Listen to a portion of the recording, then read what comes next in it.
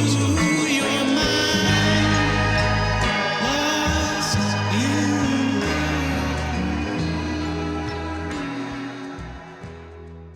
Is there like a tie to that year?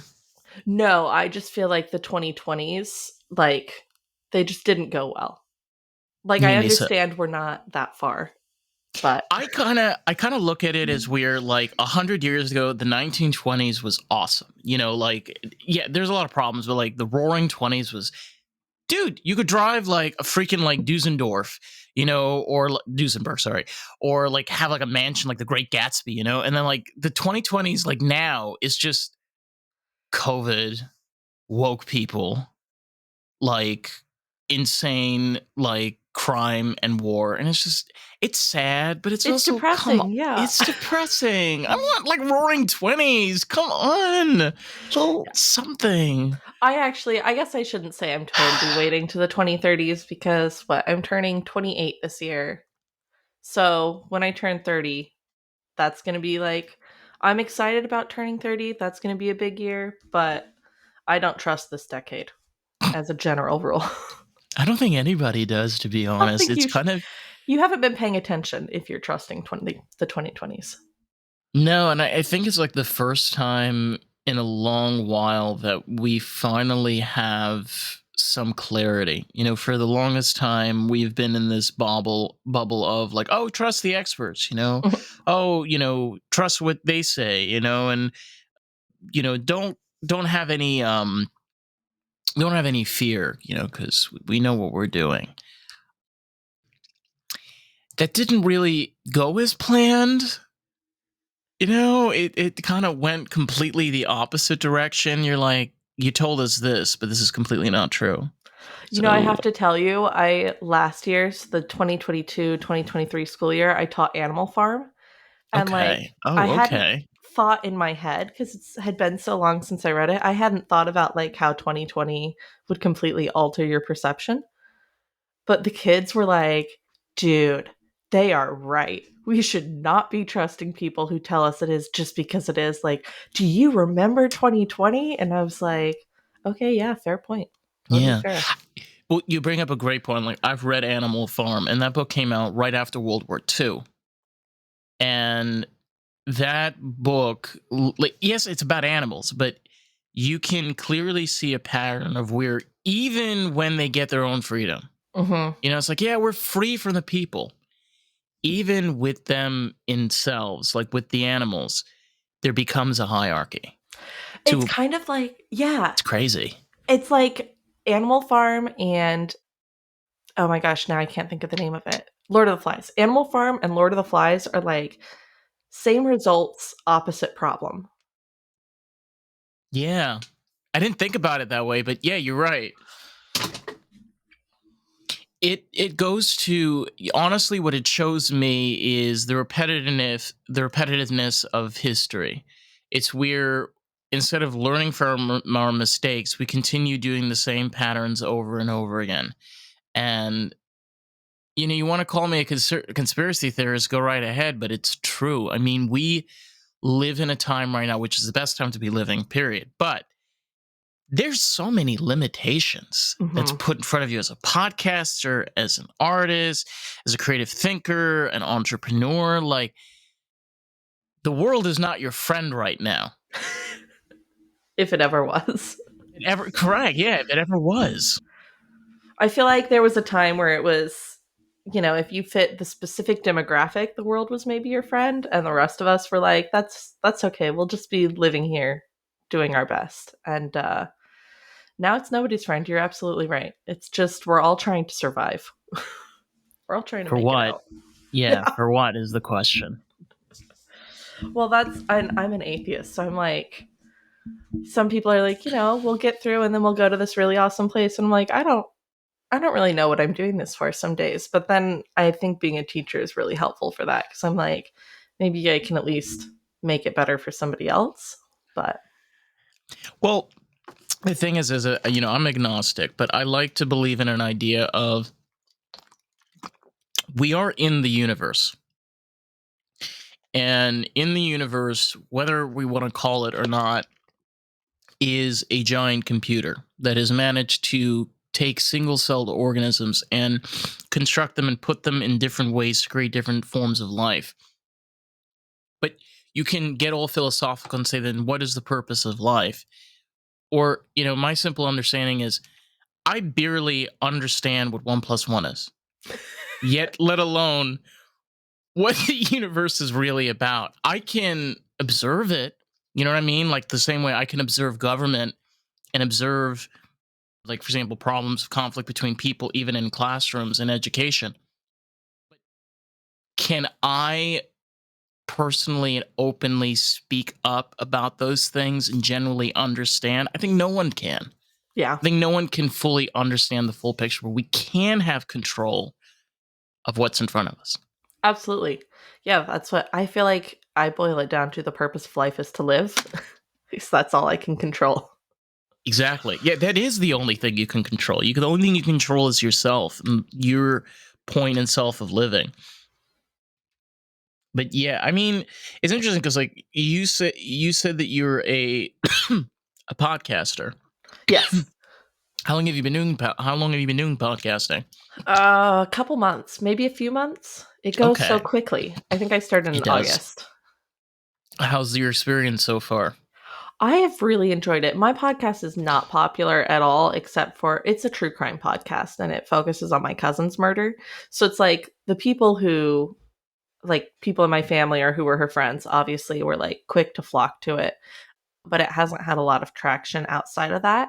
And so at first I was in my head, with the imposter syndrome anxiety that you get of like, I'm failing at this. And then I was like, you know, right now I'm learning how to podcast, and that's allowed. Like, you're allowed to not necessarily be excellent at something the first time you do it. Yeah, it takes time. It does. Yes.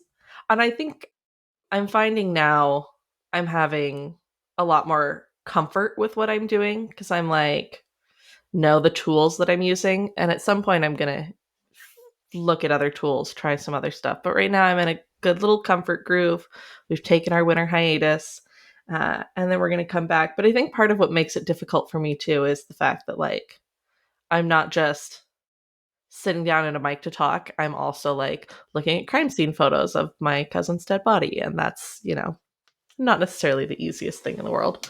Well, you're doing something that a lot of people have a very difficult time doing is when you experience a loss and it's painful. It's painful to the point where you think about the person and then you realize they're no longer with you. Hmm. But then more than that is to do something about it, and just like how powerful radio was for 40, 50, even 60 years that it was around. Now that we have podcasting, it opens up a whole new door to, sharing your experiences and your trauma and your pain. And, it could lead to other things. You may not always be doing just that. With your True Crime podcast, you may go a completely different direction. Sometimes that happens with podcasters. I can tell you it happened to me. Like, this podcast has had 3 revamps since I started back in 2021. So and I feel it is also an understanding that change is good. Change Hmm. is a thing that happens, whether bad or positive, but you have to accept it. You have to accept it. Otherwise it's gonna fucking eat you alive. Hmm. It does. Yeah. I really like the format though. I love the idea too of being able to, like, it feels very intimate, right? Because you're sitting down and you're not conscious of necessarily the people you're talking to in the moment. You're Right. just kind of spewing. It feels almost like slam poetry that's not poetic. And you're just sitting down, you're talking it all out, and then you put it together, and then people respond to it, and you're like, oh, I forgot that you guys were listening in on that. Well, I sometimes I love throwing this in there where while we're podcasting, I have another segment called American Groove. I do with a good friend of mine. Her name's Carissa. And we'll sometimes in the middle of recording, and I'm just like, fuck this shit. Like, I sound like some fucking arrogant, like, cunt sucker, that's just trying to like shove my opinion and agenda like through the wall, and that is the thing, being strong to yourself, because the only person that can speak for yourself is you. Mhm. And if you want to be able to voice how you feel and how you want to express yourself, you're the only one that can do it, right? Like For sure. it's your voice, it's your mind. So you gotta go for it. You gotta push through. Also, you made me laugh so hard my headphones fell off for a moment there. So, which was a new. It felt, like when you're playing a video game and it's like new achievement unlocked. It felt like that. Oh my god, yeah, that moment like you just like fucking like fall off like the beanie bag, you're like, damn, bro. Yes. I It's really awesome. wish this is not at all related to what we've been talking about, No, for but sure. I really wish life did that, like in video games, where it would be like, oh my gosh, look, you showered all 5 work days in a row, new achievement unlocked. And you'd be like, thank you, somebody appreciates me. Don't give give them any more ideas, because I think the That's, Democratic and oh, Republican parties have a lot of ideas, and we're just adding. We're okay. adding more. Shh. Nobody tell them. Oh No, I guess I could see that. That would become like once we all live in VR land, that'll be my like god. a pack Yeah. that you buy, like a DLC for your own life. Ready Player One. Like, just imagine everybody just on their treadmills at home in their little containers. It, Oh, it that's would so be horrifying. terrible. That's But what that's why I can't watch like Black Mirror too often. It starts I feeling too real. I haven't watched Black Mirror in a long time. The thing, like, my parents, my mom was a teenager in the 70s, and so was my dad. My dad was an immigrant, so my parents, they were very much into like 70s music, which is obvious because they grew up as teenagers in the 70s. Mhm. So like, I grew up with a lot of like 60s and 70s TV shows. And my mom loved the Twilight Zone. Like, loved the Twilight Zone. But whenever we watched it, we couldn't watch it at night because mom was like, this is too freaky at night. And even today, if you ever watch the Twilight Zone from the 1960s, some of it's okay, but some of it is still holds up, where like you're pissing your fucking pants. You're Have you like, I the can't Talking sleep tonight. Tina? Hmm? Have you seen the Talking Tina one? Is that the The talking robot thing? the little No? doll. She's the doll. She's like, I'm Talking Tina, and I don't think I like you very much. And I was like, we watched it in like high school English or something, and I was Oh my like, I don't gosh. know why you're showing us this horror movie, sir. I don't think this is allowed. I don't think this should be allowed. Um, I've tried to get my wife to watch it, but she refuses because of the impression that I do of it, which is not very good. She's like, if that's how it sounds coming out of your mouth, I don't want to hear it coming out of anyone But else's mouth. isn't it amazing though that the show came out in the 1960s? It's over 50 years ago. It also kind of makes me wonder, though, if they needed something to be a little bit afraid of. Like, if they were like, we don't have enough things where we're actually talking about fear or we're confronting fear, so let's just face it head on. Whereas, and I think Black Mirror is a similar thing. Yeah.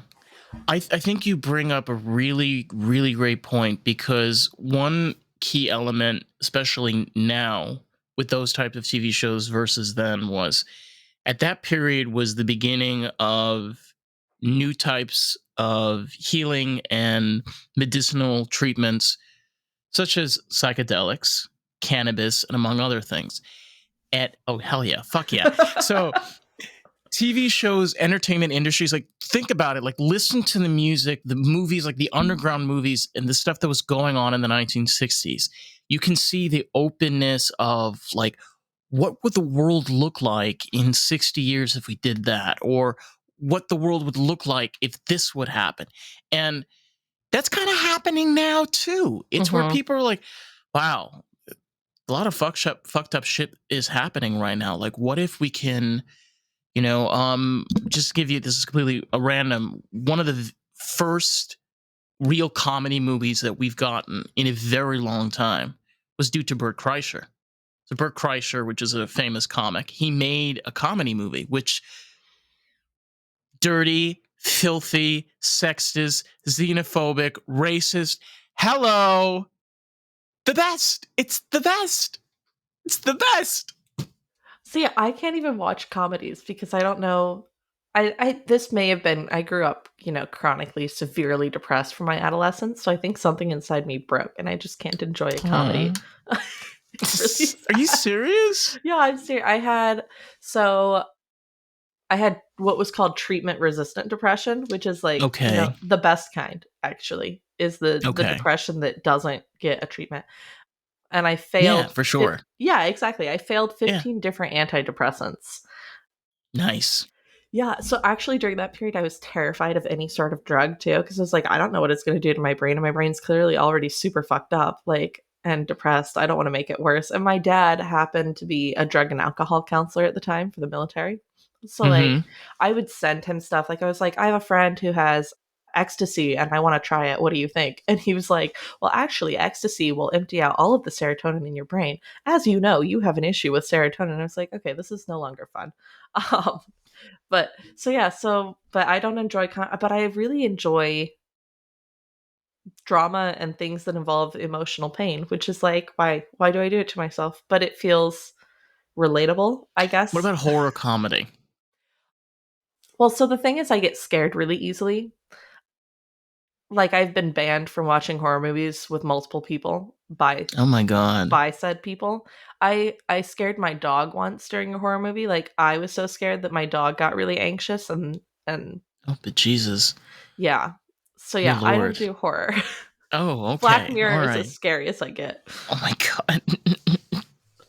it's it's strange because like you bring up a point about of how our minds are able to process information. It's like some of us are able to it's very weird because for me I've kind of had the opposite effect.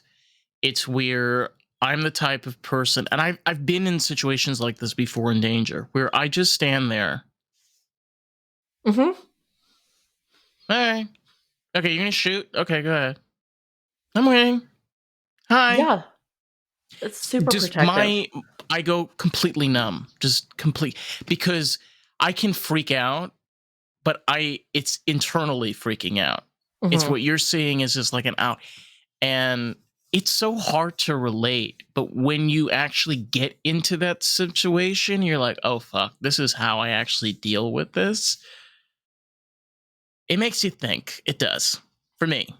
No, I totally agree. It's insane because so I have panic attacks. So I'm like, the Same. simplest thing can set it off, right? Like, I remember in college, we were I went to playing. Disneyland and set it off twice. It's crazy. Oh no, the Uh-huh. happiest place on earth. I know, right? Yeah, So you said college?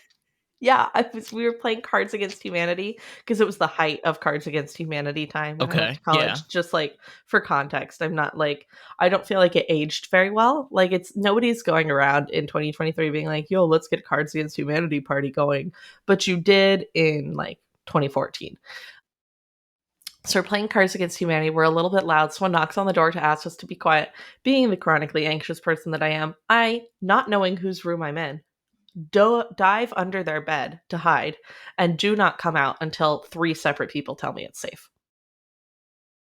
But at the same time, I'm in an actual emergency situation and I'm fine.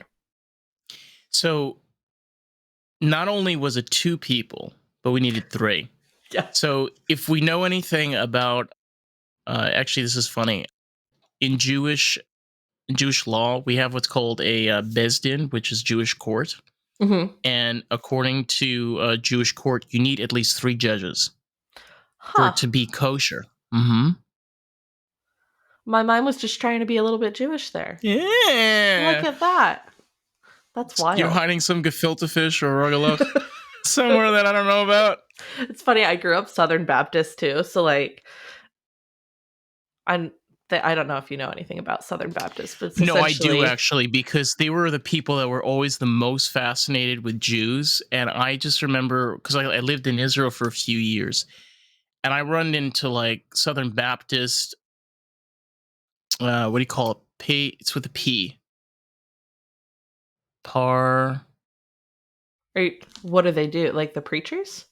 No, it's a sect of Christianity. It starts with a P. Oh, Para. Oh my god, I cannot remember. I'm parochial? so maybe I'm it's just like throwing out words now. I'm I'm not sure. probably not even. Probably I don't know, but anyway, that's not the point of the story. The point was is like they were always so like so fascinated with the Holy Land and Jewish culture, because like the birth of Jesus Christ and Mhm. and the whole thing. So I always loved that because their interpretation, and I was just like, wait a minute, is that really what you learned? Yeah, I feel like so I remember being taught first of all that Catholics were a little bit evil, but like we couldn't tell them they were evil, Little more, a little Obviously, more.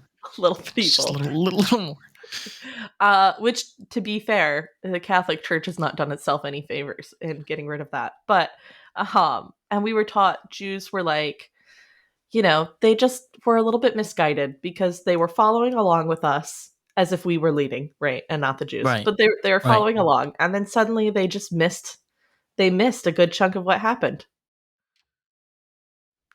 But I was also this is my childlike interpretation. To be clear, like I left religion when I was 12, so this is like 17. okay. Yeah, I left a little later. It's very interesting because I love history. And when you look at monotheistic religions, they primarily pop up in history about 6,000 years. Mhm. You have to ask yourself a question like, why within 6,000 years? And then when you do a little bit more digging, you notice that most of culture, especially with humans, it's been tribal. I Mhm. mean, look at our common ancestors, look at our common relation to apes. They're tribal. So we as people have always been tribal. It's that we've had been able to adapt that tribalness to different things, such as religion. Yes. So, And sports teams. and sports teams such as the NFL, NBL, NBA. I blanked. There's a few others that I can't even think of. That's okay.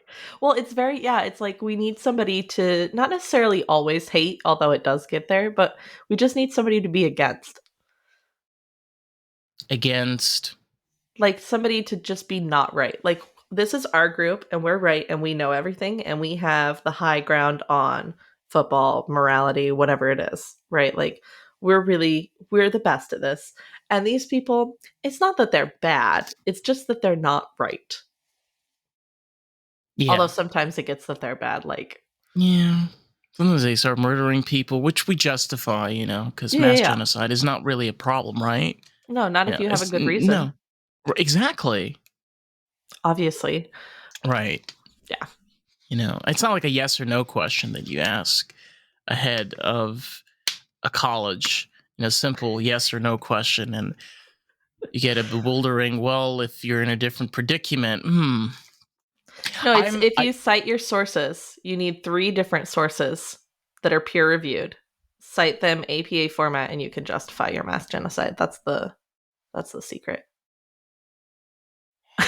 It's it's crazy because I thought education when I was a kid, when I was growing up, was a little fucked up, but it's just baffling that we're here.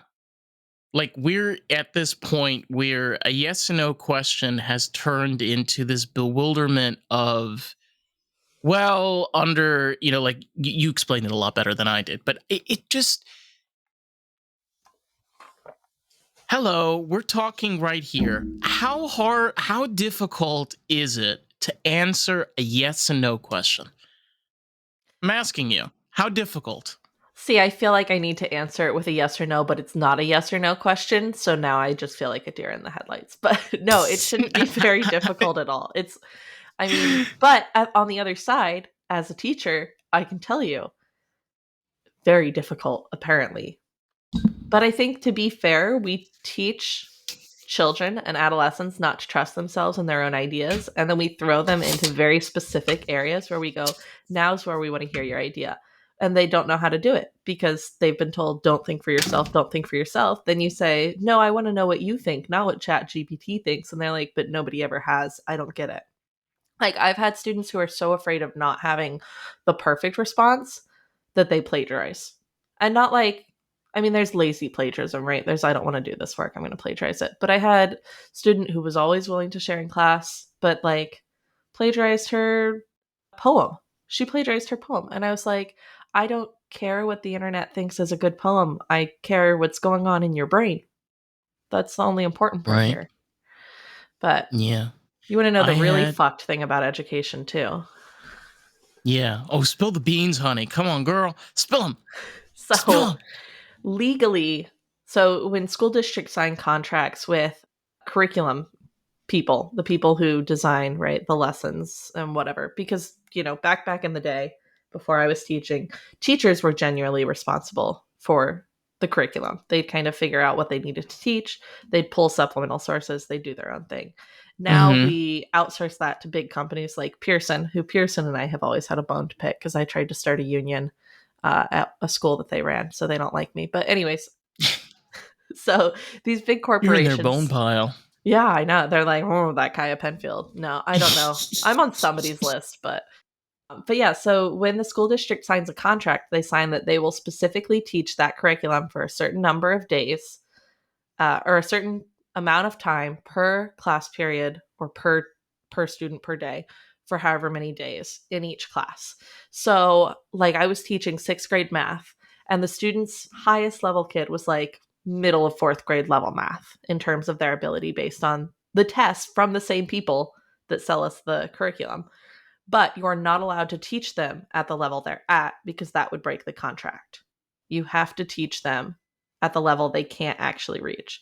So, this kid who doesn't actually know how to multiply, I have to be teaching how to find area and perimeter. And now I can't think of any math things, but I have to teach them 2 grade levels above what they can do because we signed a contract. It is it is so devastating because I am dyslexic and I've suffered with learning disabilities since I was a kid.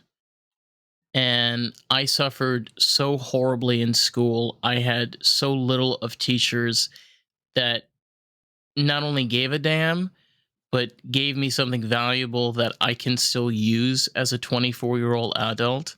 Hmm. And I had one math teacher. He was probably one of the best math teachers I ever had. Because of him, like the desk that I have in front of me, I built Hmm. this desk. And primarily because he taught me how to use measurements. And the way he did it was he made us make a pizza box in class. That's So we cool. all broke down and like made the measurements for this thing that we can use in our classroom. And I it bothers me because I get it. We live in a corporate fucking country, but Hmm. for God's sakes, is there any way that we can have education where if a kid goes through education by the time they're 18, they know how to deal with their finances. They know how to be able to go out and get a job, whether college or non Hmm. college, like a trade school, and have a basic education. Basic education. Basic. Okay? Fucking half the kids my age can't name a freaking state in this country. Hmm. I'm But 24. What the fuck? I can name 4 states right now. What the hell? because What is social studies is not important anymore. It's infuriating. I've only been teaching for, this is my 4th year of teaching, and I've almost left teaching 3 years in a row. Like, it's it's just, that frustrating? yeah. I mean, when I taught 12th grade English, so the kids who are about to leave and go out on their own, right? This is when we really have our last chance at hitting them, at getting them those meaningful skills, at in some cases letting them know there's anybody in the world who gives a fuck about them because their parents don't. And we start the year with the Canterbury Tales. The Canterbury Tales, which is, super relatable, but not the raunchy parts of the Canterbury Tales, because that's too inappropriate for 17 and 18-year-olds that are about to be adults, that are already having sex, that already some of them are taking leaves of absence because they have children, right?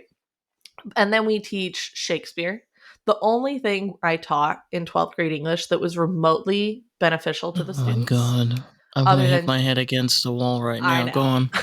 Other than stuff that I pulled in that I kind of got in trouble for later, because you get in trouble if you don't follow what you're supposed to do. And I've always been in trouble teaching, but was Frankenstein, which I didn't expect because I hadn't read Frankenstein before.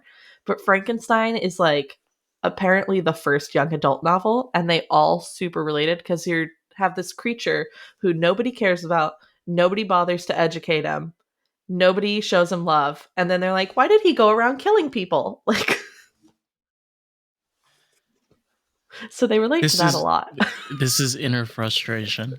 Like It's at bad. its core, it's so bad. I remember I had a conversation with somebody. This was like over a year ago, and we were talking about the civil rights movement. And he was telling me and how the black community. He was, I believe, he was Jamaican. He was telling me how the black community was constantly segregated and closed and shut down by all walks. And I said to him, well, that wasn't the case in certain places like New York. He says, what do you mean? I'm like, well, do you know that the Jewish community of New York, such as the hospitals and doctors, used to take care of black kids and their parents throughout the 50s and 40s and 60s during the whole thing, because the Jewish community and black community were segregated from everybody else because Yeah. they were viewed as being extremely oppressed. How do I know this? Well, my mom's family is third generation American and they're from New York. So I can tell you firsthand, they've dealt with the black community Hmm. and they work together, with different organizations, but they don't teach you this in school. They tell you that, oh, everybody oppressed this group. No one talks about the amount of veterans that took care of Asian women after World War II. Does anybody talk about that? But all of the grandfathers you can see on fucking TikTok, that they took care of these women that had no husbands or they were fucking taken away from their lands. And it's not just about history. It's like the information that I am getting pushed through. It's like, this is not true. Like, what oppression? What racism? What are you talking about? None of this is real. It's not real. Yeah. You know it's not real. I mean, for God's sakes, you're a teacher. Hmm. You see what goes on in the classroom. Well, so my last year I taught in a really small town in Washington. So we had a total of one black student. Oh my And God. Wow, that is. Wow. yeah. And so, but it was interesting because one of the books we were reading in my English class was about, oh my gosh, now I can't think of it. Fever, 1793. Whatever fever, oh wow, there goes my computer. Whatever fever was in Hey. 1793, which I can't think of off the top of my head now. Yellow fever, duh. Okay, it was about the Okay. yellow fever. That Sure, it's took not me a green long time to fever? get there. Okay, Yeah, yellow yeah. fever. All right. And so because it's taking place in 1793, they're talking about and it's in Philadelphia, so there's the Free Black or the Free African Society is what it's called. So the Free African Society's there, and of course they're like on the outskirts of the city at that time because it's Philadelphia and it's 1793, and they're working primarily as housekeepers and cooks and stuff. So they don't have the Mm-hmm. money to have a house inside the city, right? So they get sick first and all of this stuff, and like what they end up doing is, they're like, hey, these people kind of like they've given us some freedom, but they're not letting us vote. If we prove how useful we can be in this epidemic, then like maybe they'll give us the vote later when the epidemic's over. And the main white guy doctor is like, well, clearly blacks are not susceptible to this disease, so you guys have a responsibility to be helping. But they just had already gotten sick. But anyways, the point is, so then my students, I was so terrified that they were going to be like, hey, let's ask the one Black person in class her thoughts on this as a Black person. And I was so ready to have to be like, okay, here's why that's not appropriate. Like, it's totally fine to get her perspective, but maybe we don't like ask her to be the encyclopedia on all things Black. And they didn't. It was really great. And they were able to, like, on their own, see, when you give kids the choice to use their brains, when you give them a free, healthy space to do it, they're really good at it. But I'm wondering if we're beating that out of kids.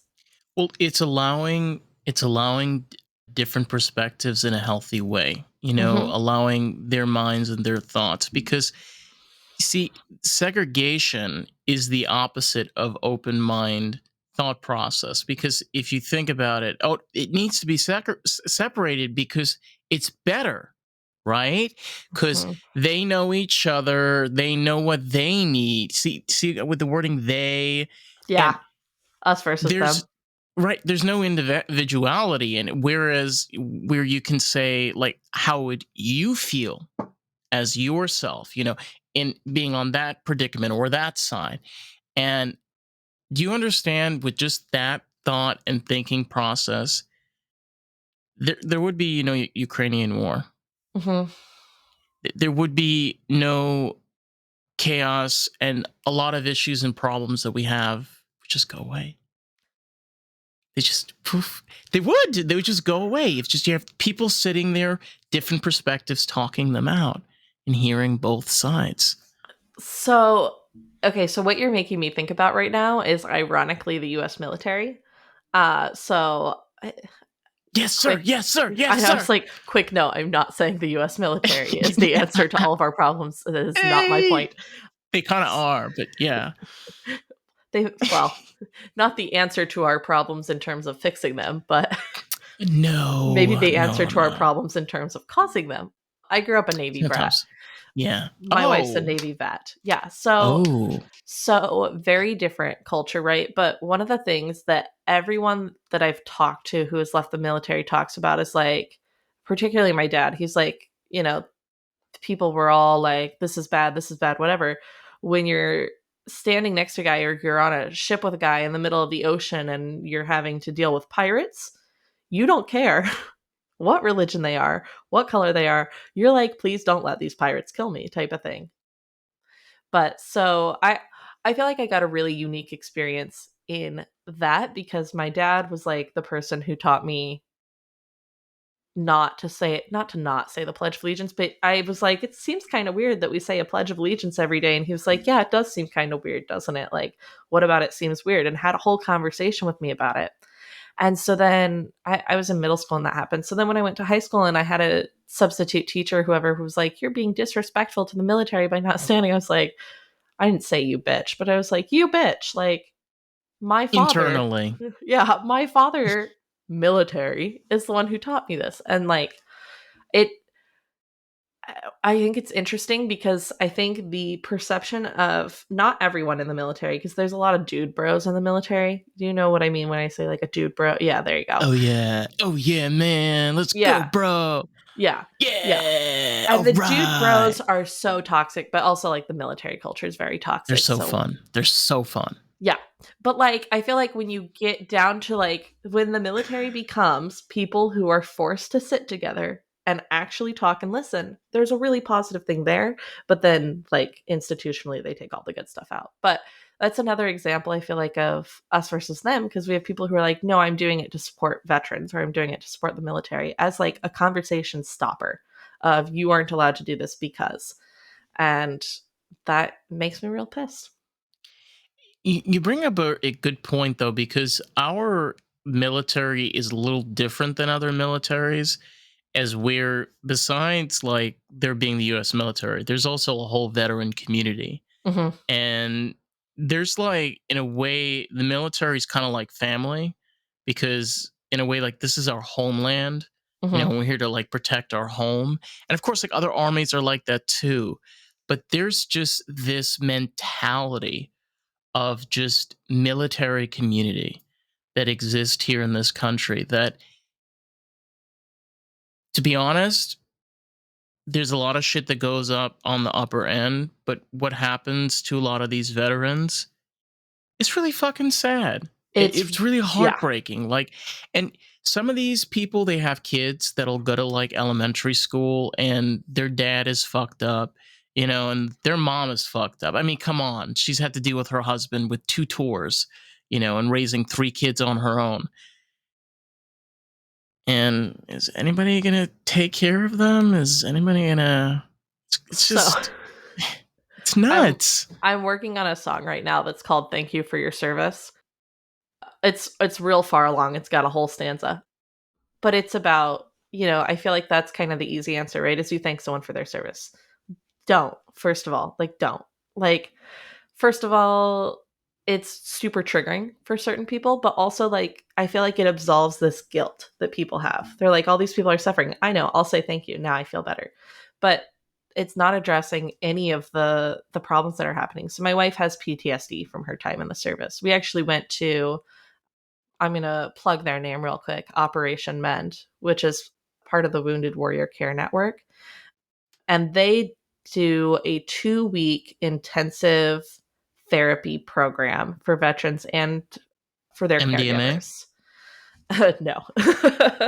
You should look into the MDMA program because there's a lot of promising results, especially for veterans that are dealing with severe PTSD. So that was actually like one of the top things on our list to look into. Mm-hmm.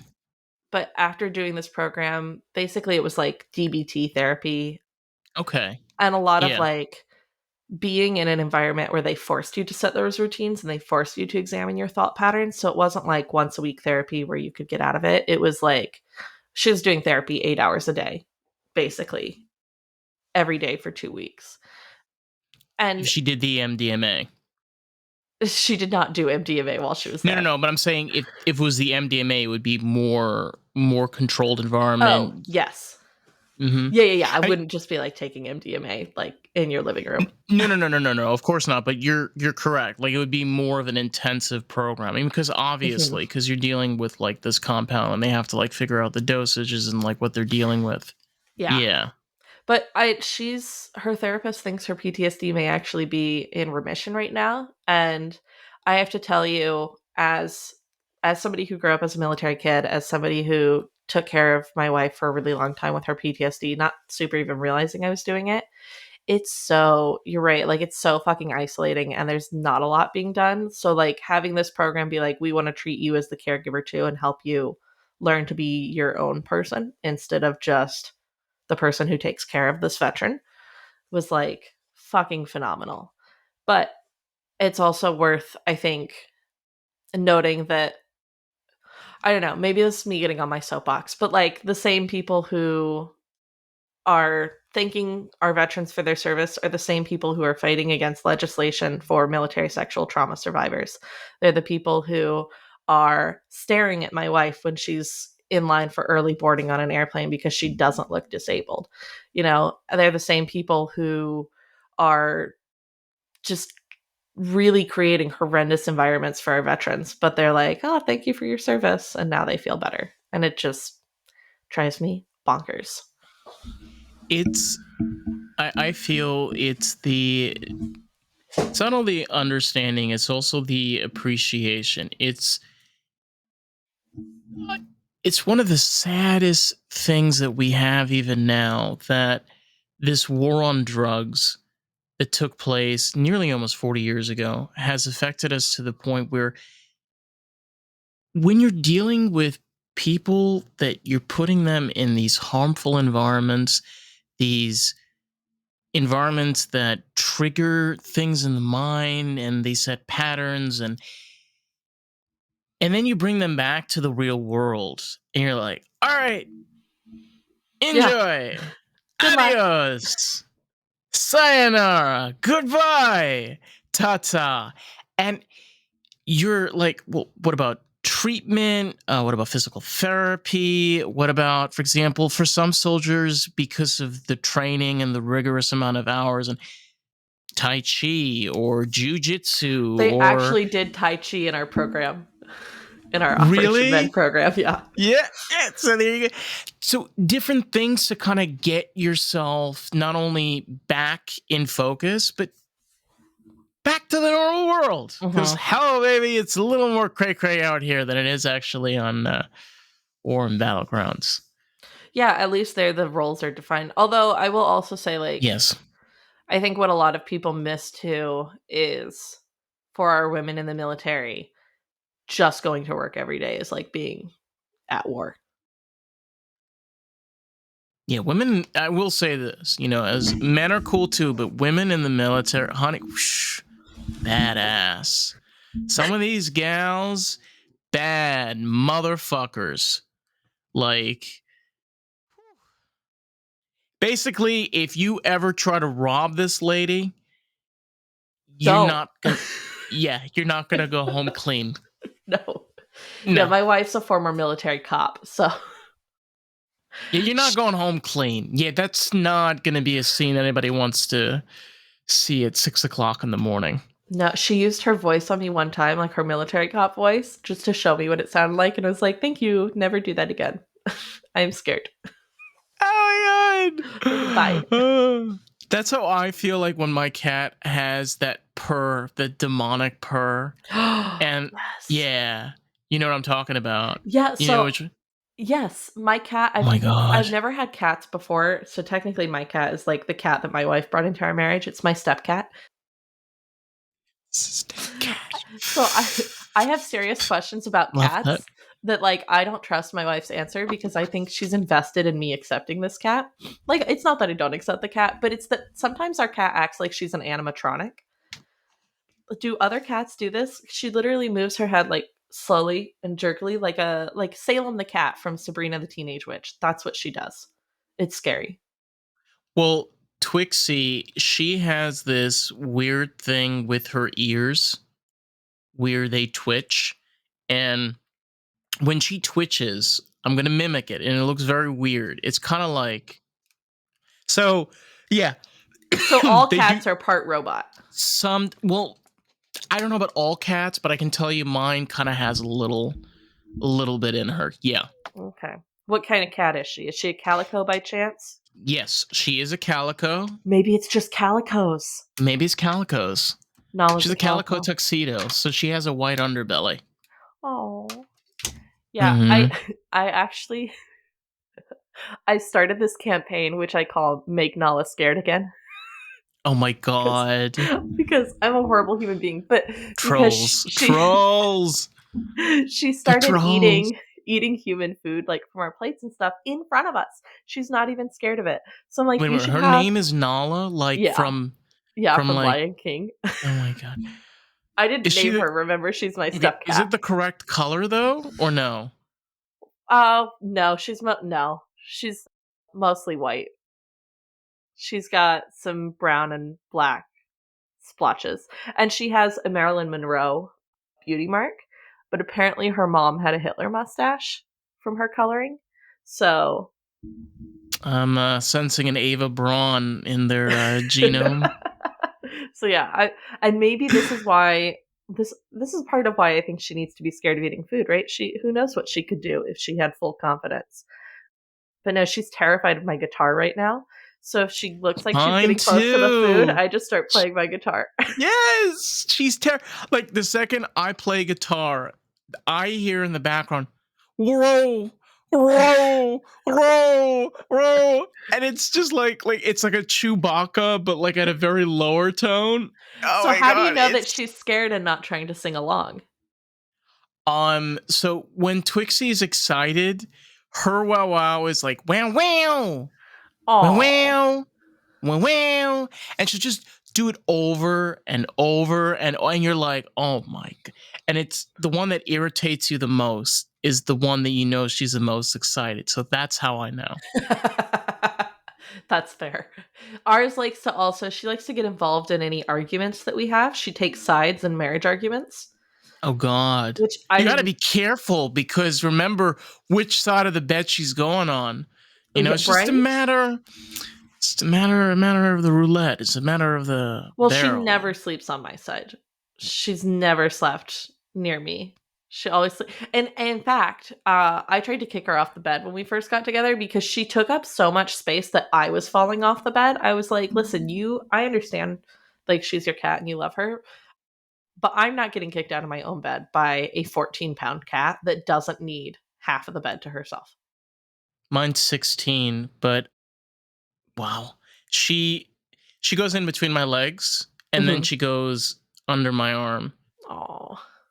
So So I have a dachshund who does. He likes to sleep back to back or like spoon you. the thing though, like, is, honey, I've specifically made that those are the two spots. She cannot go Okay. anywhere else. So she goes anywhere else, she gets booted. No, I'm serious. Like, I know. I just had the realization that I have a dachshund and a cat whose mom had a Hitler mustache, and that's like really bad optics. Yeah, I'm sensing a little bit of Confucianism, just a bit of, you know, My dog neo. was born in Japan too, so I used to Oh tease him. He boy. was 2/3 of the Axis powers in his little body. If anybody's ever planning something, I know who to call. I'm like, hey, girl. So I've been hearing the news. Is it true? Is it Is true it that your true? dachshund is plotting world domination? Oh my He's too god. old for that now. He's 18 and a half. All he does See, is sleep that all is day. perfect. That is like your last, your last oomph. Oh, yeah, I can see that. Like before, if I leave this world, there's one thing I must do before I go. Go. Take over the This is world for all of dachshund kind. this is my last woof. Watch that be how the world ends too. Like not any of the ways any religions or cults or major like political movements have predicted. No, it's the dox apocalypse. And Do we you, all do, become their slaves. do you know this is kind of real life, but kind of strange at the same time? Bees. Bees are kind of the interesting creatures where if there is no bees, there is no pollinators. And if there is no pollinators, flowers can't pollinate. This is the And if shit that flowers makes can't, me not believe in God. well, it points to the fact that, like, so the organic computer, that's what I Mm-hmm. call it. I call it the organic computer, which is the universe, has made a system where in order for this to function, it needs that. And if you think about it, isn't that what we do?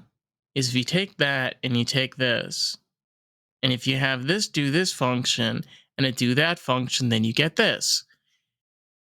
Our world does that all the time. So Trees, bees, ladybugs, spiders, water, it feels grass. it feels like you're telling me that the universe is essentially a giant Rube Goldberg machine comprised of little tiny Rube Goldberg machines.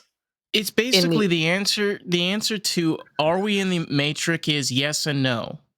It's where the matrix is the digital and the real world are the same. So physical and the digital world are the same because the world that we are in was made by a computer, but by an organic computer. See, the Okay. thing is, our minds can't contemplate an idea of how can something be made without human hands? The universe did it without human hands, Yeah. okay? So, I'm not going to question it. I'm not No, questioning it. I'm here. What is that? I'm here for a good time, not a long time. I'm just here to get by. Hey, but it really goes to show the fact that a lot of what we have made as humans is just mimicking the way that we've seen the world Yeah, and that the makes sense. universe. Like, for example, education. The question of, well, I understand this, but how do you see this? Okay, you see it like that, but how can we explain it better? And then building from there and then creating a platform that we can share with others. It just trickles down to we're not creating anything new. No, no. It was Even already in our there. art. I mean, think about our art. Like music, been around since Neanderthal times. Painting, cave paintings. I'm trying to think if there's anything new in art. Can't think of Well, anything. I mean, even with instruments, I mean, the biggest advancements would be electronic, Yeah. and the like use of computer software, but that's not even 100 years. I just thought of something cool that's honestly was my autism that I think just happened. Okay. It has That nothing. moment. Yeah. That moment. I just get, I don't know if other people have this or not. I suddenly sometimes get the urge to share a thought that is not at all usually related. And then it is very Same. apparent on my face because Mhm. my face doesn't know how to shut up. Right. So there was, I don't even remember who it was, but there was like this song that came out that was heavily electronic, and a bunch of music critics were like, that's not how real music sounds. Like, you couldn't replicate it with real instruments, therefore it's not valid or whatever. So, Ben Folds, do you know Ben Folds? I mean, not personally, but like, okay, he's Would I like to fold Ben? Ben would like to be fold. he's Hey. like one of my favorite musicians ever. And he constantly upsets me. Like his newest album, he released a song that has a cliffhanger that never gets resolved. Like, who the fuck does that? But anyways, he was Some like people do. he was like, let me prove that this could happen. So he went to a college and he like shoved t-shirts into a piano to alter the sounds of it. And he had a cell phone chorus where everyone had their ringers go off at the same time at a certain part, and he like almost perfectly replicated the sound of that song without using, other than the cell phones, without using anything electronic. You could use something besides a cell phone You could just to have mimic everybody. this. No, you could also have like a manual synthesizer, Oh, okay, that's fair. that kind of like does the repeat, so it goes beep beep beep, and then you can kind of. Sorry, Stone No, Brain you're just fine. went into like a whole different realm of like sound and music, I miss but getting stoned. I miss it too. Oh wait, I'm kidding. But it's just it's kind of strange because when we go back to like normal life and just the daily living, and you wake up, you do this, you go to sleep. I just You can ask yourself, yeah, maybe it is the Matrix, or maybe like it is like you're an NPC or whatever, but there's just so much to experience that even if it maybe isn't real, does it really matter? And Tell me, I mean, if that's the case, I have absolutely lost track of whatever my main quest is. I'd have no idea anymore. you sure about that? No, I'm not. That was all it took. Hey, I thought about giving you listen. shit earlier too when you asked about bees. I was gonna be like, yes, I'm familiar with the concept of bees. They're insane. Okay, like I just like remember like just watching like a short clip. These things are insects, but they're they're like another level of they make a hive, they lay certain eggs that make queens, they live in colonies, they like communicate but don't actually talk to each other.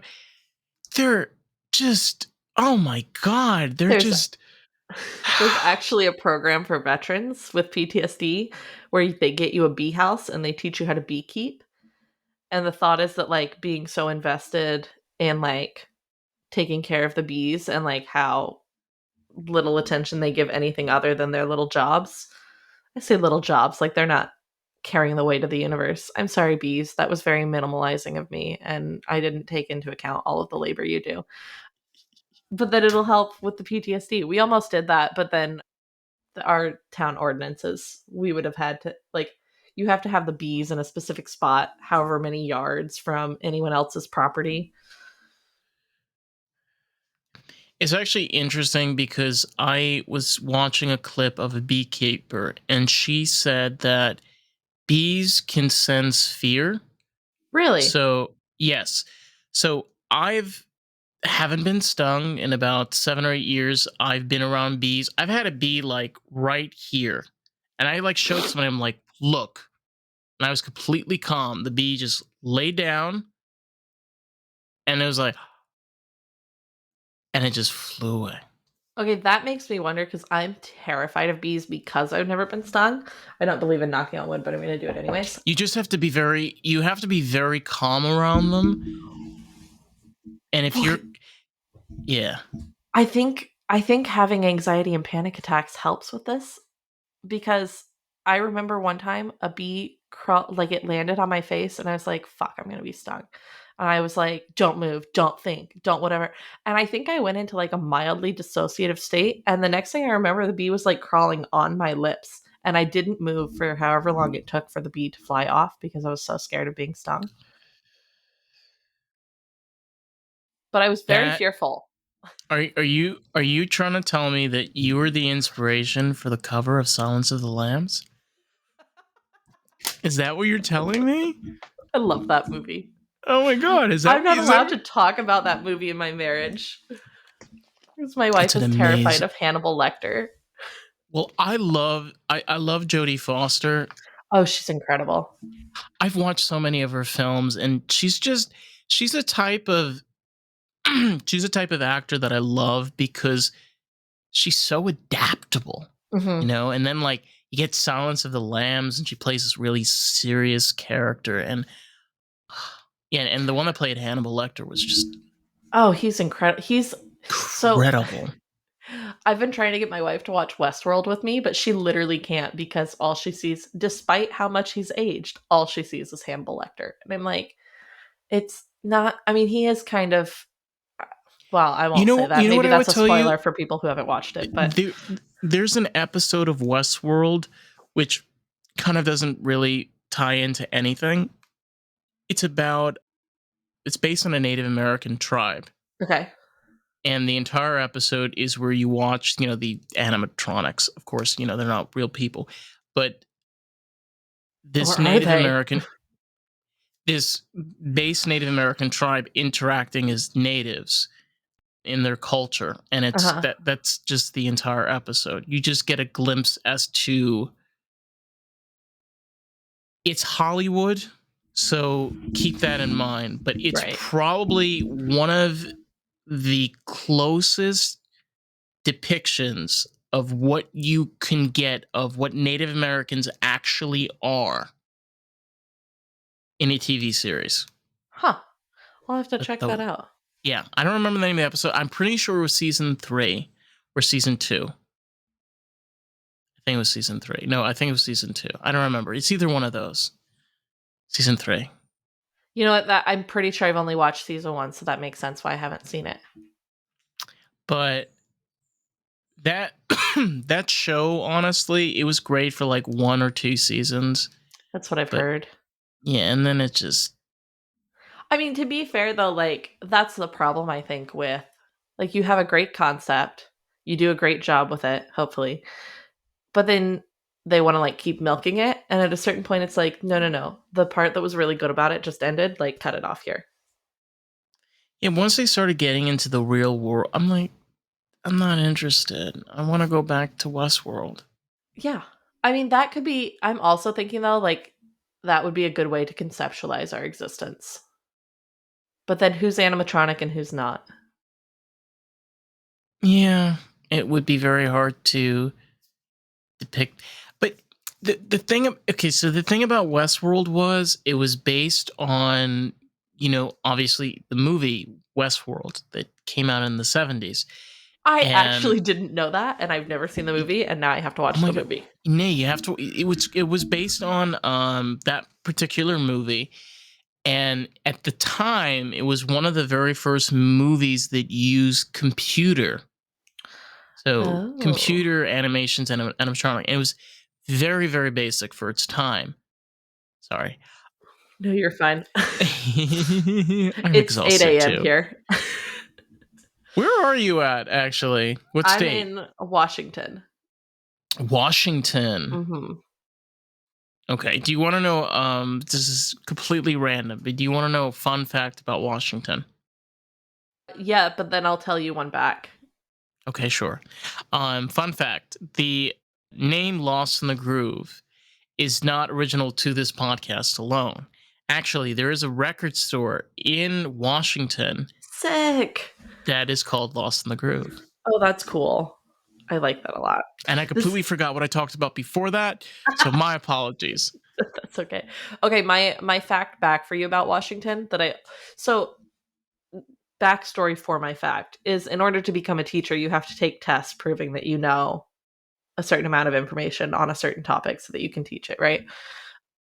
So in order to become a social studies teacher, which I'm licensed to do but have never taught, I had to pass like a Washington State history test. But I didn't grow up here because military kid, so I knew jack shit about Washington.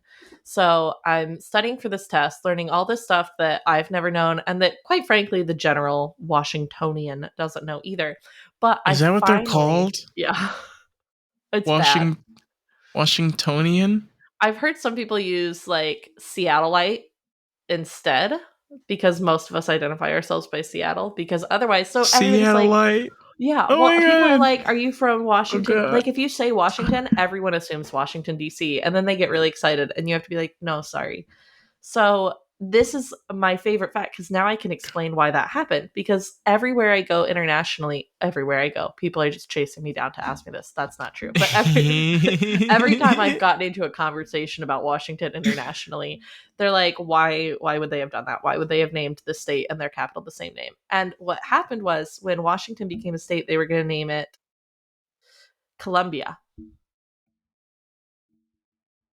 But District of Columbia, Washington, D.C. And they're like, that would be too confusing. Let's not do that. Why don't we name it Washington? So, in order to avoid the confusion that they thought would happen, they created the same confusion that they sought to avoid, which is just like such a good metaphor for US history. Yeah. It's kind of like hilarious because it's Washington State is all the way at the top of the United States, bordering directly like on top of Canada. Mm-hmm. And Washington, D.C., like District of Columbia, is bordered completely like around Maryland and Virginia. And it's like, as almost like the US government wanted to make a mockery. It's like, haha, we like borders. We love borders. We got a border next to Canada and we got a border next to our states. I kind of feel like it's like, you know how they have like Air Force Two or whatever, or where whatever the president's in, there's also multiple my other God. vehicles around him so that Oh you my don't know which God. one he's Yeah. in. I feel like they were Uh-huh. trying to do that with Washington. Like, Oh my that's God. my fake little headcanon. They were like, we Yeah. don't Like want them that's to where they know put where the our fake capital is. president. You know, there's like a fake Oval Office, you know, in Washington, in the where the Seattleites are. Yeah. Seattleites, brighten your day with Oh, that's good. Seattleites. I'm sorry. No, that's pretty good. Damn. It's funny too, because I get so used to, well, first of all, if people ask me where I'm from, I have no idea what I'm supposed to say, because for a while, like, I would just like list my entire geographic history and be like, well, I was born in Virginia. And then when I was about 6 months old, I moved to Georgia. And they'd be like, that's not what I asked. And be like, you started this. Don't you dare. But now I just say Seattle. But then it's funny because you meet somebody who like actually knows Washington State, and they're like, wait, you're by Seattle? And you're like, actually, no, I'm like 2 hours away. That was easier. It's like, well, because you have to be honest, like when you live somewhere locally, most people don't understand, like if you tell them somewhere else. Like, for example, I live out here in South Florida. I live in Fort Lauderdale. I don't actually live in Fort Lauderdale.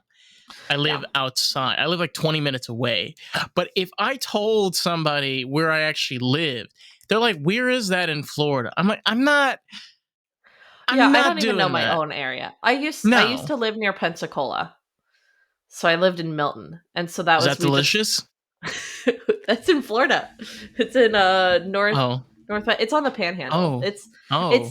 you know how Oh the my God. For a joke. second, I could swear you were talking about a soda. I did not actually No, know we you were. call it that. We called it Pepsi Cola. You called it Pepsi Cola? Oh Yeah, my we God. called Pensacola Pepsi Cola. I don't know why. We were children. We thought it was really funny. No, it is hilarious. Like, there's Okay. like even a place called like Okeechobee. Like, just Yes. do that. Okeechobee. Okeechobee. So Chubby. It's funny because I feel like Florida and Washington are the only two places I've lived that have names that most people can't pronounce because we have a lot of native names here in Washington. So we have like, Yeah. actually, I see the chat. Hold on. I'm going to send you a message of the name of one of our cities and see if you can pronounce it. Now I have Okay. to remember Let's. the name of a city. This is Okay. this is an easy one. Okay, we'll start you Okay. with an easy one. Puyallup. How'd you say it? Puyallup. Puyallup. There's, I think, Wyometh. The Hometh sounds familiar, but I can't figure why Hometh. Wyometh. Yeah. I don't know of that. I could look It it was up. actually. Okay. So here's something really funny. I used to work for a corporate company called Adapt Health. Okay. And Adapt Health has a medical company out in Washington State. They go by the name of Sound Oxygen. There was also like another one, and they actually have an office in that town. Really? Wild. I wonder if it's on. So there's Washington is actually two different states. There's East Washington and West Washington. Like they are so different in terms of economy and politics because they're separated by the Cascade Mountains. So they have like a geographic barrier. This is one of the Cascade Mountains right here out my window. I'm literally in a little basin created by the Cascade Mountains. But Okay, Stone Brain, back up. Wait a minute. There's two parts of.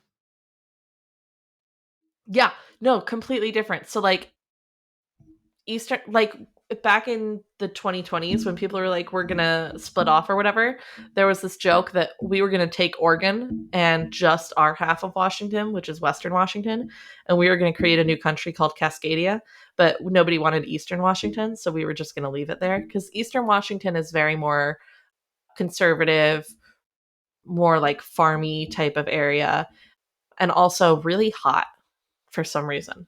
I don't know why it's so hot. Old hippies. Could be. No, the old Very hippies are on old. our side. Oh shit. They got in their VWs and they're like, "We're coming for you, man." Dun, dun, dun. Okay, question for you. Where you Yes. live, how how close together are the pot stores? Like do you have to drive a while to get to one or are they just like They're not close. The thing about living out here is like distance is your friend. Closest weed store to me is about like 10 minutes, okay. but they're pretty shit. So we're 5 minutes away from a pot store. And technically so our town has I told you our town's small, no stoplights. We have a grocery store, a gas station, a pot store, a Of course. Mexican restaurant, and we're getting a dollar store. They're in the middle of building it. We're very excited. Very. Yeah, but Indeed. outside of our small town, there's usually like 2 to 3 pot stores in each town. But you just have the one. This guy must be making bank.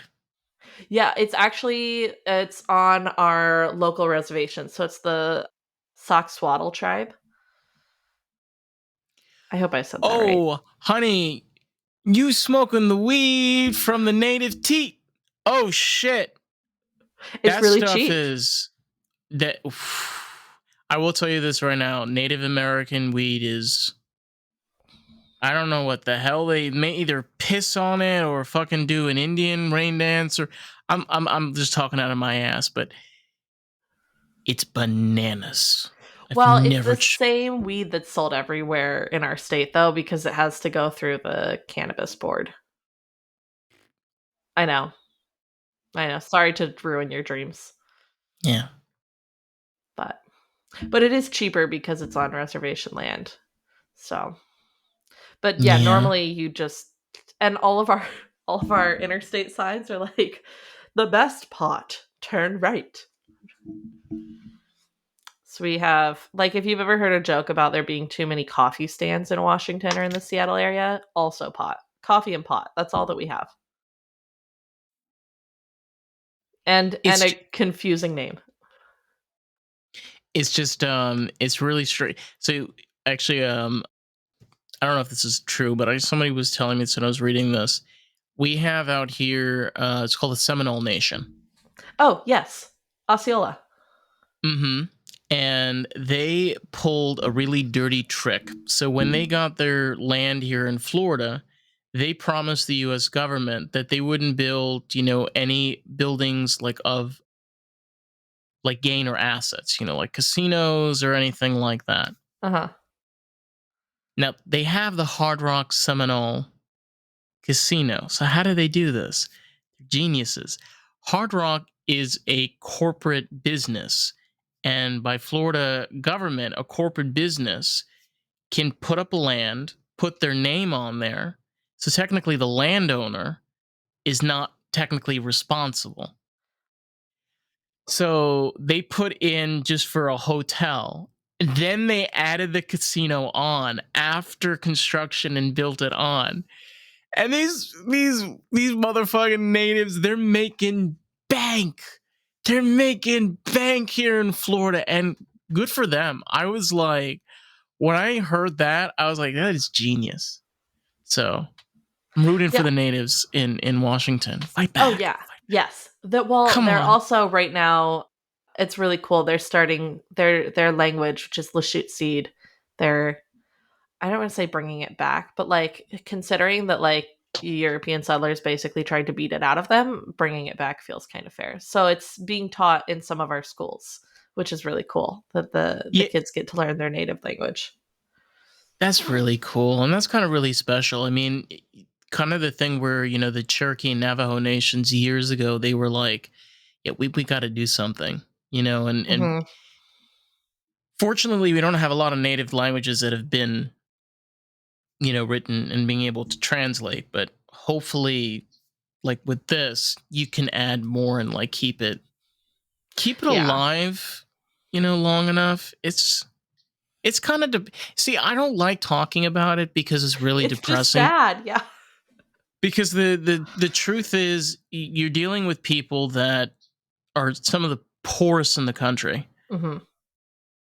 Yes, they've had to like get to the point. Like, think about even the Cherokee Nation. Okay, the Cherokee Nation is like 30 or 50 tribes because all of them were so extinct that the Cherokee, like whatever was left, they're like, we got to do something. So they created the Cherokee Nation and just put everybody under an umbrella, like created Hmm. health coverage and a network. And like, that's just fucking depressing. Well, Like, that's all of our tribes are. I mean, they're their own tribes, but they're under the Coast Salish people. they have to be. They don't have a Hmm. choice. How they're supposed to survive? They're Yeah. gonna like people are like government funding. They have quotas every year for their government funding. Like, what do you think they build casinos? Because that's the only way that they can hold like any profits We have for hella themselves. casinos too. I was talking to one of my students. I teach at a private school right now. It's a private deaf school, and one of my students. Primarily for kids that are deaf, or Yeah, yeah, yeah. So I only have 3 students right now. They're all deaf, and so I teach in sign language. oh wow, Yeah. So one of my students is part of his local tribe, and so we went to kind of talk to the tribe and see if we could help get some of like their resources and their stories, like their oral traditions, so that we could share them with him kind of in his native language, which is sign language. And it was really cool because the like one of the first things that they did was they had like a kind of a prayer for people suffering from addiction. And I was like first of all, really cool, also super sad, because they were like, we all know someone. And I'm like, to some extent, is there an argument that we all probably know someone in the greater world? Yes, but it definitely takes on a different meaning when you're on a reservation and someone says we all know someone with addiction. it's a different it's a different world, and it's very forgotten. Because the thing to understand is we are a country of immigrants. That's what makes the US the United States. And this whole idea of it's not about It's not about the Black community. It's not about the Hispanic community. It's not about the Asian community. It's not the Native American community. It's about all the communities. You know, it was realizing that, like, yes, natives were here for a long time. They have a place in this country, just like the Mhm. Black community, just like the Hispanic community, Asian community, Jewish community, every community. But like I was telling you earlier, it just comes down to, like, I had like a native tribe on. I had the Sac and Fox Nation on, and just hearing his side, hearing like what his ancestry, his people, what he went through, and what his family has been through, and what they've been building and working towards. It's simple as that. It really is. Mhm. Yeah. It's been kind of insane too, like, as not that I didn't know some stuff about how natives have been treated in our country, but specifically in terms of like deaf history, I've been able to really connect the two for the student because both had their languages taken away. Both were sent to schools where they were told they weren't allowed to be like who they were. Both were, punished for celebrating their cultures. So it's just been really strange, kind of a lot of the overlapping similarities. But It's interesting also, like, I was this is just so random. I remember being in LA, and out there, there's a lot of Mexican culture. mhm. And there are a lot of, food trucks and things of that nature. The interesting thing about the people that are Mexican out there, a lot of them are Inca and Aztec ancestry. Ah. So I knew somebody that was Aztec ancestry, and you look at this person and you can see they're not your typical Spaniard Mexican, Mhm. like, completely. And you're just in awe because you just want to hear this person talk about their culture. I'm fascinated. Like, Mhm. when you have that opportunity, you know? And I've known people, I've had a friend of mine that was Ecuadorian that came from ancestral tribes. And it really boils down to show you we're all individuals, we're all unique, we all have our cultures and histories. The only thing that makes us different is that.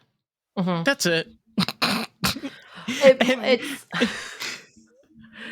I feel jealous sometimes because I feel like everybody has like their place they're from, and like their stories, their cultural stories and stuff. And it was funny because my students, one's adopted from China, one's native.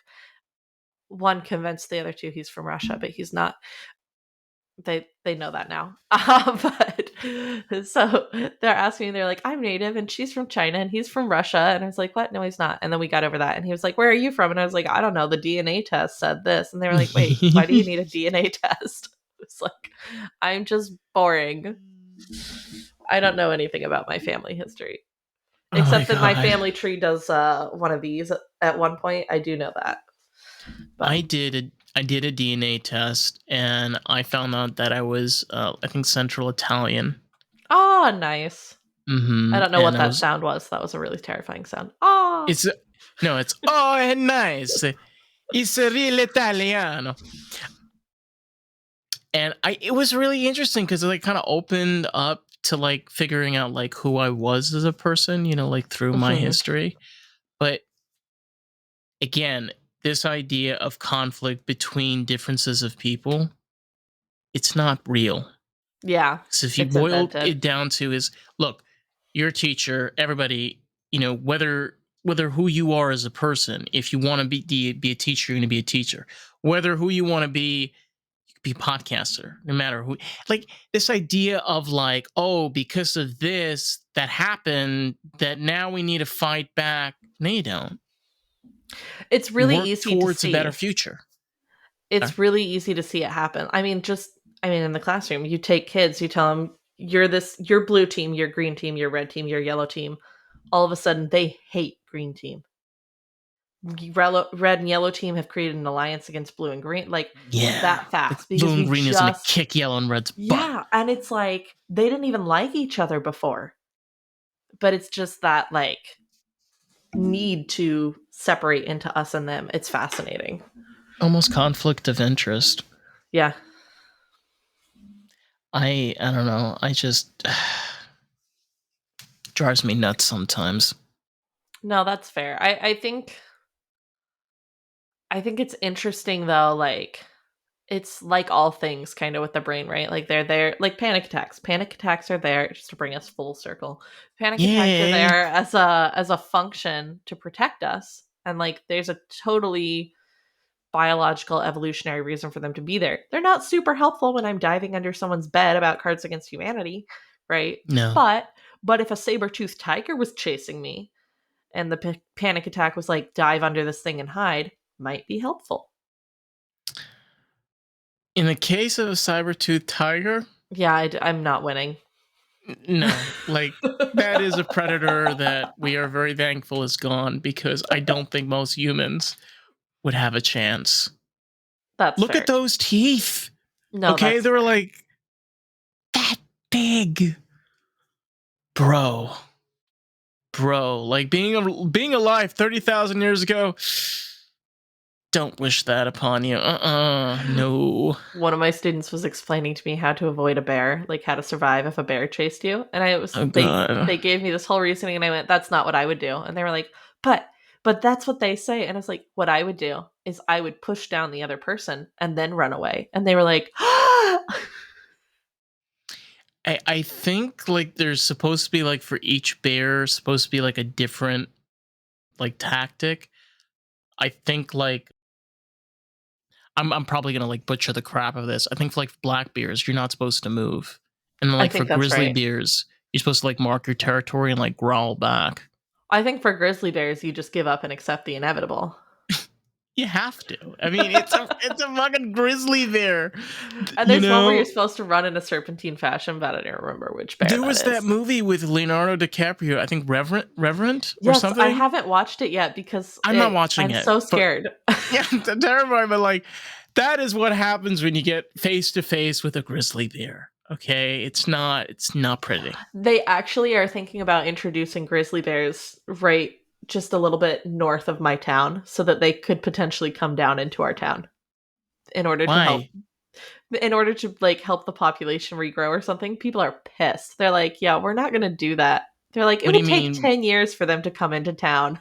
What do you mean? Mean Or to no, they like said kill? 100 years. They said it would take 100 years for them to come into town. Well, they need a new place to be because we keep taking their land. So they want to put them in our mountains. Potentially the one I just showed you. Probably not that one. If I were you, I would go to the gun range and get myself a good rifle, good gun, good night scope. I'd have my little perch, you know. All Yeah. right, motherfuckers, I'm watching you. All right, where are you?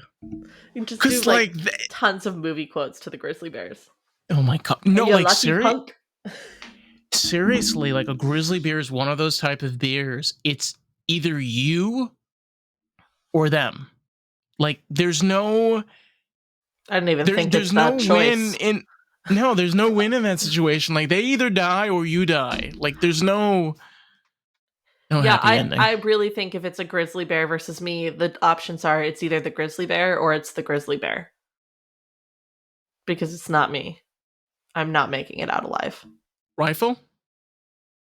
Well, to be fair, I don't have a rifle, but I also I've watched those fuckers. You would They torch just it, you know? something like that. You'd have to go very like it would be like in the alien movies, you know, where they like have to destroy the entire spaceship in order to keep the aliens from getting to Earth, but with grizzly bears.